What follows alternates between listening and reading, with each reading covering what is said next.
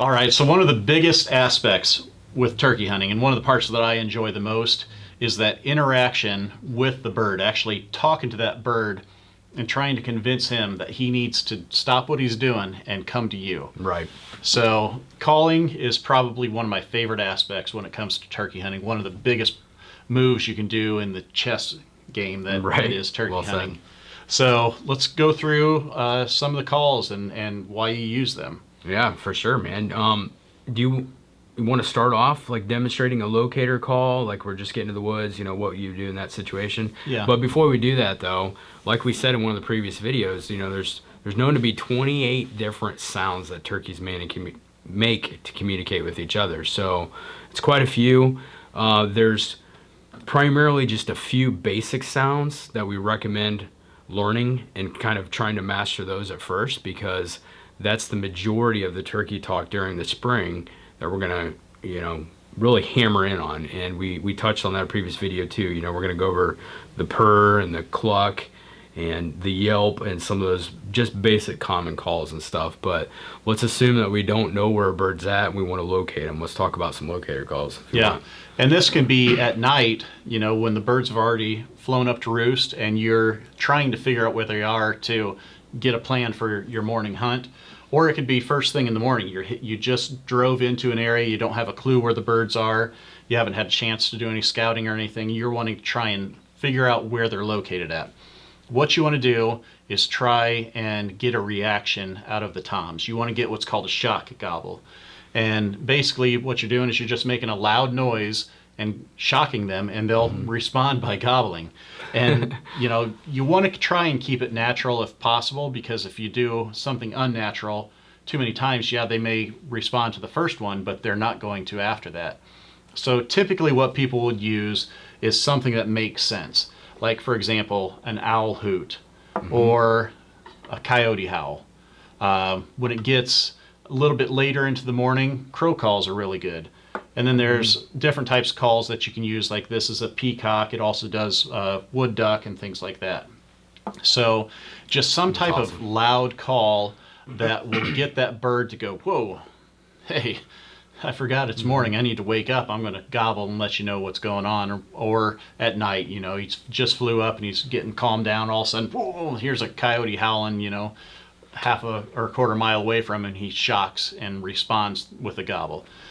You can use non-natural sounds too. Like, some people have even used like honking a horn, or a friend of ours has used an elk bugle. Car doors being slammed. I mean, it goes on and on. We've been in the woods before and had like a jet fly over, or like a helicopter fly over even, and one fire off. It's like, whoa, I didn't know that bird was right there. But when you get that shot gobble, that's your indicator where they're at, of course, so it helps out. But I remember going back, we started this whole series off talking about hunting down on public ground, and I used to do a lot of dumb things anyhow without thinking through or thinking about other hunters and whatnot.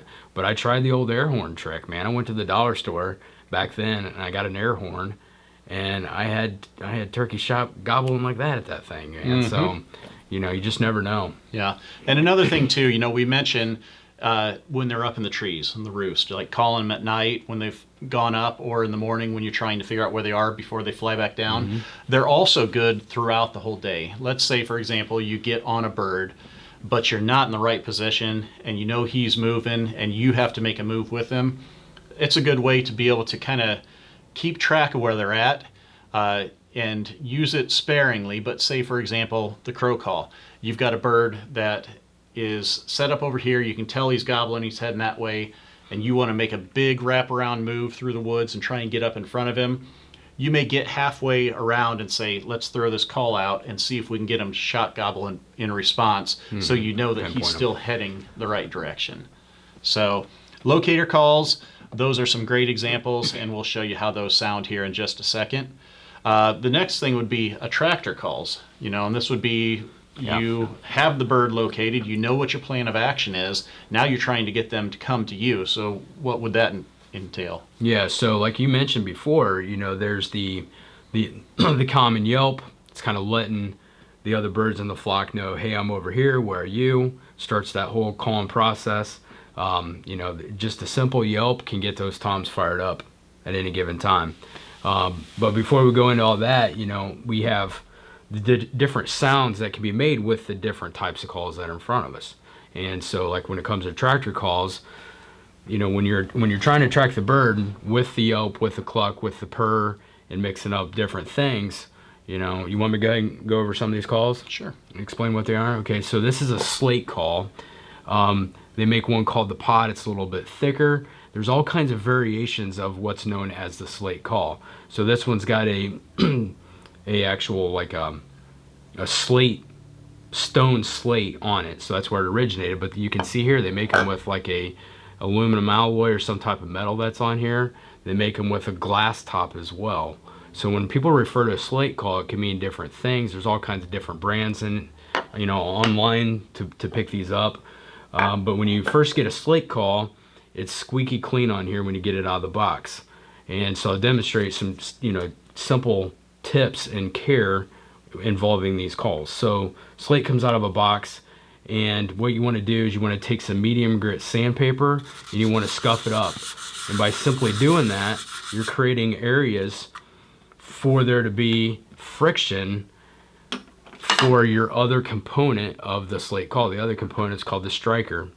Again, just like the slate call itself, you can get strikers in all kinds of different sizes, different materials. This one's a wood striker, right? This one here is a plastic striker. It's hollow, looks like a straw, plastic straw. But every one of these is going to have a different feel. It's going to have a different sound, different tone, different pitch. Just like every slate, depth, holes in the background, every one is going to have a completely different and unique sound.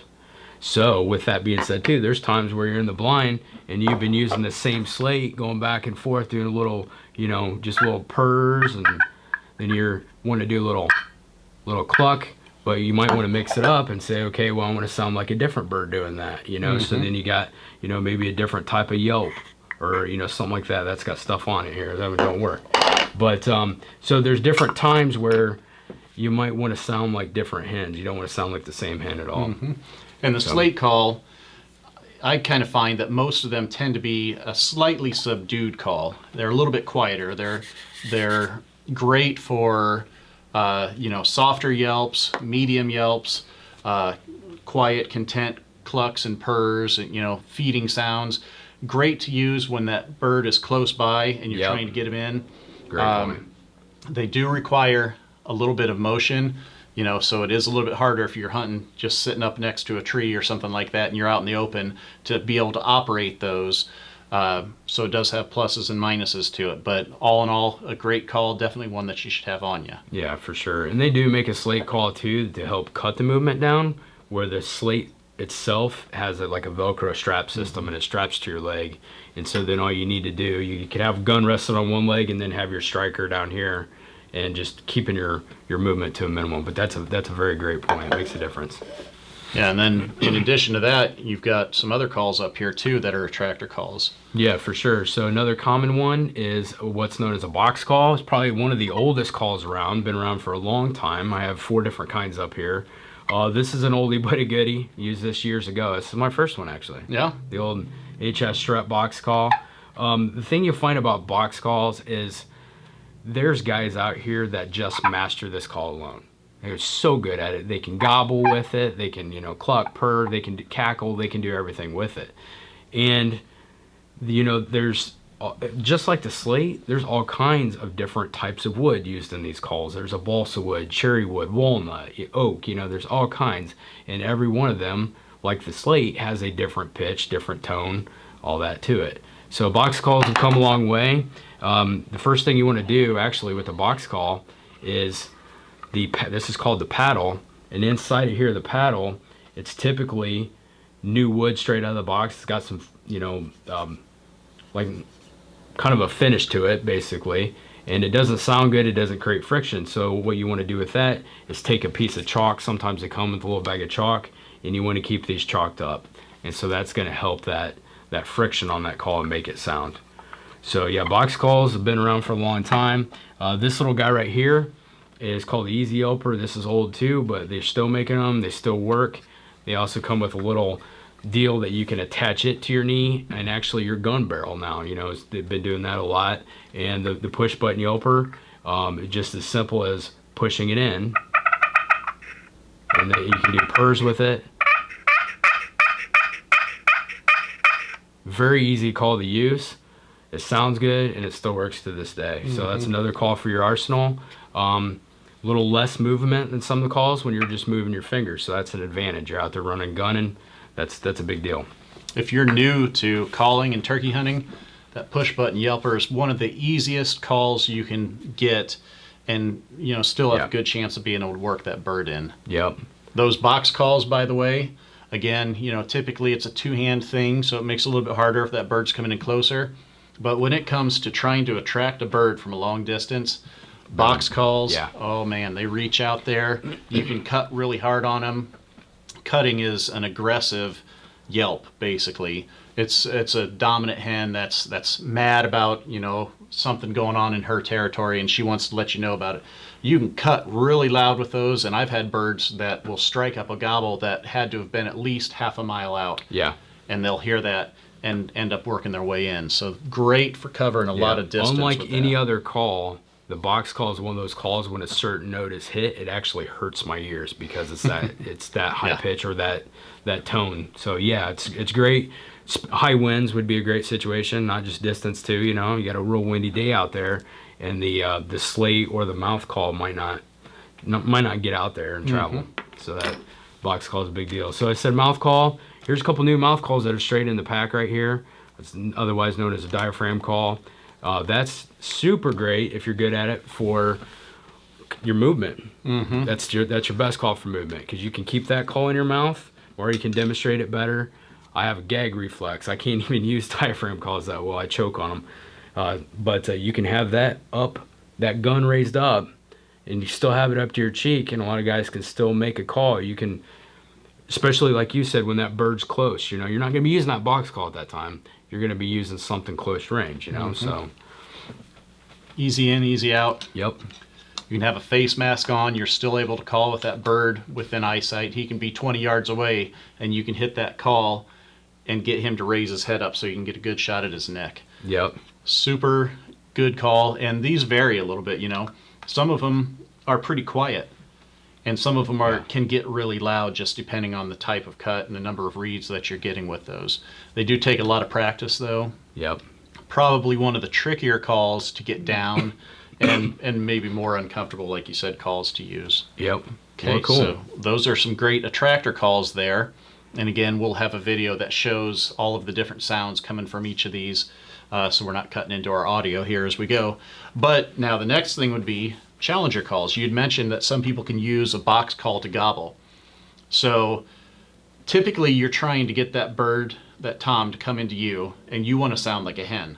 But there's situations where that's not going to work, and the best thing to do is to make him get dominant, make him feel like you're invading his territory. And so in that case, you can have dominance calls or challenge calls.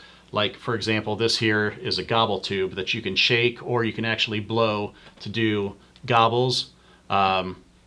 This here is a fighting purr call. Now, the fighting purr is typically jakes or hens fighting with each other. But again, it's something that triggers that dominance feature where they say, hey, I hear a fight going on, or some bird has invaded my territory, and I need to get in there and establish that I'm still the dominant one.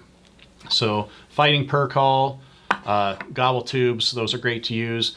You do have to be careful if you're hunting on public ground, or even if you're hunting with close neighboring property lines. When you're sending out that gobble, you're telling every other hunter out there, hey, what they're trying to shoot is right here in your hands. So you got to keep that in mind when you're using those calls. Don't put yourself into a dangerous situation where you start having guys with guns head your direction looking for movement because you're sounding like a gobbler on public ground. Very good point. Cool. All right, so a lot of different calls that you can use. Now, these we've amassed over the years, and I've got a bunch more over there too. But you don't have to start off with this many calls. No. Basically what I would recommend is some type of attractor call that you're comfortable with. Start off with that, and then as you get more comfortable with it, add on another thing. Maybe start off with a box call, and then add a slate call, and then eventually add a diaphragm call. eventually add some dominance calls.